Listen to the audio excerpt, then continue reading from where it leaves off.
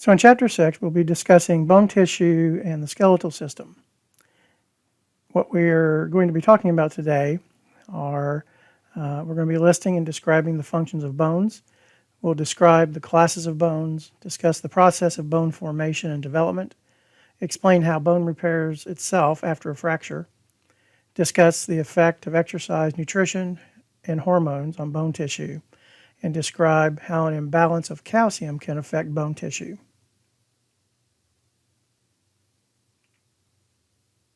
So first, let's look at exactly what is bone. So bone is Latin, meaning osseous. That's the Latin word for bone is osseous. So anytime you see the word osseous, it's referring to something about bones. Bone is made of osseous tissue. Osseous tissue is hard, dense, connective tissue. The critical functions that the bones provide are that they support the body, they facilitate movement, they protect internal organs, they produce blood cells, and they store and release minerals and fat. So let's look at each of those and see how they pertain to our profession.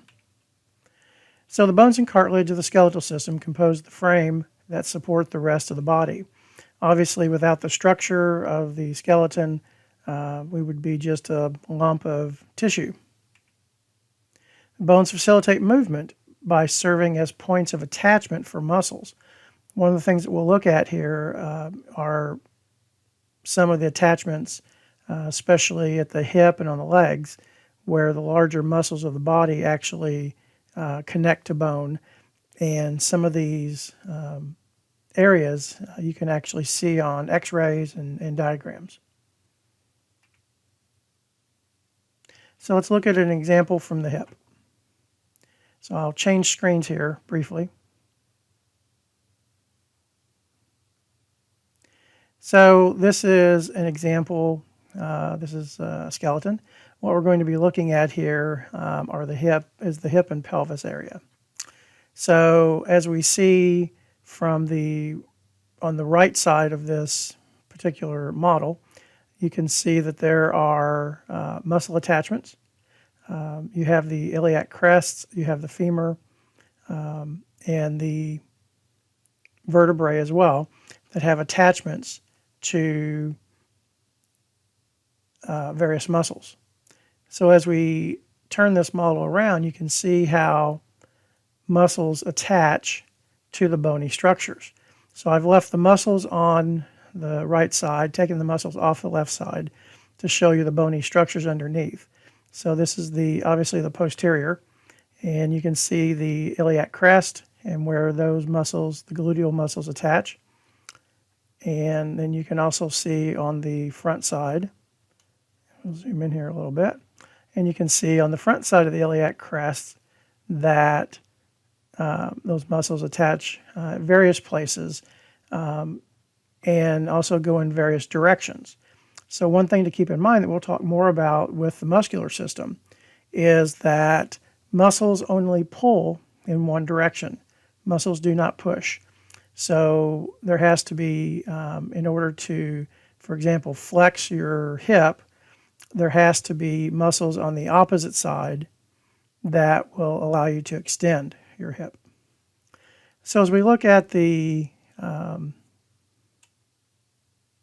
left side of this model, and we can see that as we turn it around, you have a variety of protuberances especially on the femur.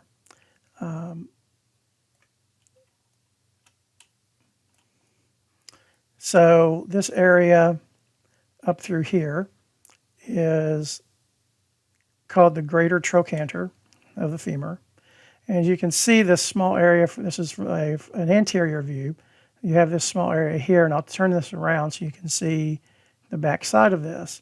So this is the back side of what we were looking at from the front, and that is called the lesser trochanter. And those are major muscle attachment areas for the hip.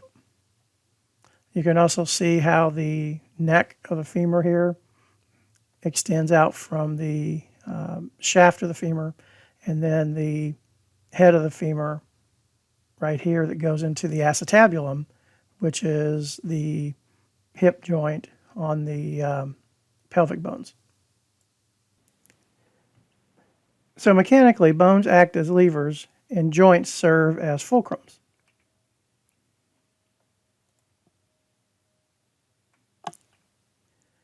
Bones protect the internal organs from injuries. And now we'll look at the mineral storage, energy storage, and hematopoiesis. So bones act as a reservoir for minerals, especially calcium and phosphorus. So as we'll see later on, the bones are a major source of these minerals for the body, and it's where they're stored. When the body can't get it from other sources, it will pull them from the bones. The bones serve as a site for fat storage as well, and blood cell production takes place in the bone marrow. Yellow marrow contains adipose tissue or fat. Red marrow produces blood cells, such as red blood cells, white blood cells, and platelets. So this photo is in your textbook. It's showing the head of the femur, and you can see in the photo, in the very center, you see a yellowish material, and that's the yellow marrow. You also see outside of that, you see the red marrow, and then you also see the outer surface of the bone. So you can see that there is sort of a white area around the bone. That's where the border between the bone marrow and the bone begins. And then you have the outer surface. So now we'll look at classification of bones. The adult human skeleton has 206 bones. There are a variety of categories. There's 5 different categories based on the shapes of the bones. And I'm going to also be referring to table 6.1 in your textbook. So long bones, as this diagram illustrates on the slide, long bones, an example of that would be the femur. Long bones are cylinder-like shapes. They're longer than they are wide. They provide leverage as their function. And so some examples of that would be, as in this diagram, the femur, the tibia, the fibula, the metatarsals, the humerus, the radius, the ulna, metacarpals, and phalanges. Short bones are cube-like shaped. They are approximately equal in length, width, and thickness. And they provide stability, support, while allowing for some limited motion.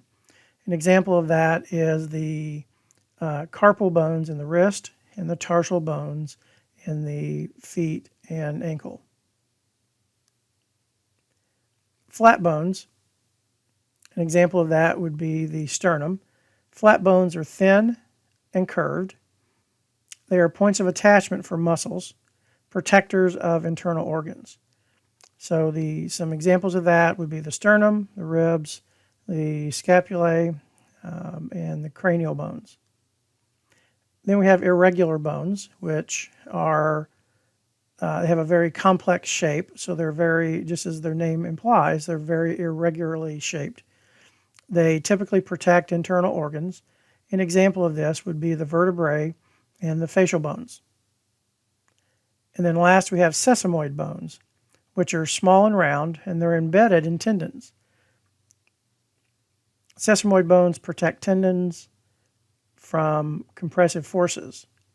An example of this would be the patella. So as you kneel on a hard surface, the patella protects those tendons, mostly the patellar tendon, from the pressure of you kneeling on them.